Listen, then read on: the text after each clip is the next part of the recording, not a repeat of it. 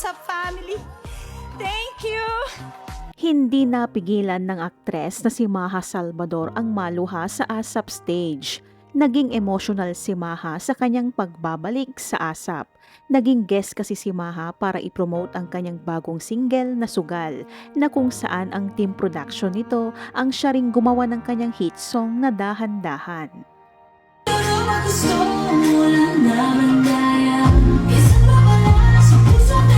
Matatandaan na si Maha ay isang regular na performer ng ASAP mula 2003 hanggang 2020.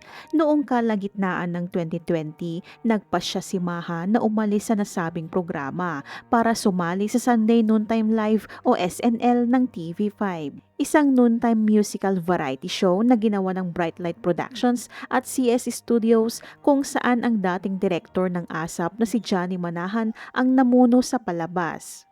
Sa ASAP, kahit buntis ay hindi pa rin nagpahuli si Maha sa pagsayaw habang kinakanta ang kanyang bagong kanta, kaya masasabi pa rin talaga na siya ang queen of the dance floor. Pagkatapos namang mag-perform ay ininterview siya ng mga hosts ng Kapamilya Sunday Musical Noontime Show na sina Martin Rivera at Eric Santos. Ayon kay Maha, very happy siya na makabalik sa ASAP, na nagdiriwang din ng kanyang 29th anniversary sa showbiz.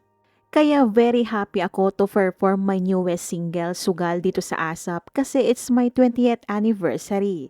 So ang sarap lang sa pakiramdam, Tito Martin and Eric, na nandito ako sa ASAP stage. It's my 20th in the industry. I have new single at andito ako sa Kapamilya.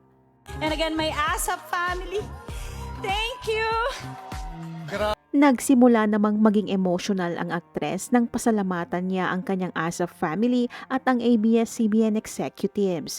Mas lalo siyang naging emotional nang banggitin niya ang namayapang Kapamilya executive na si Deo Endrinal. Tita Cory, Sir Carlo, and of course, Sir Deo. Ayun. Sabi ni Maha, ang dami kong performance here in ASAP, it's because of Sir Deo. I'm so happy na nandito ako. Ang dami kong performance here in ASAP. It's because of Sir Deo. So, I'm so happy nandito lang ako.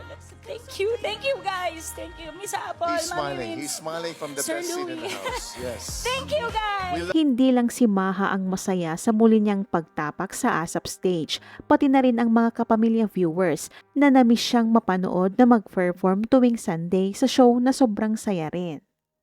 Ano naman ang masasabi mo dito? Ibahagi ang iyong komento.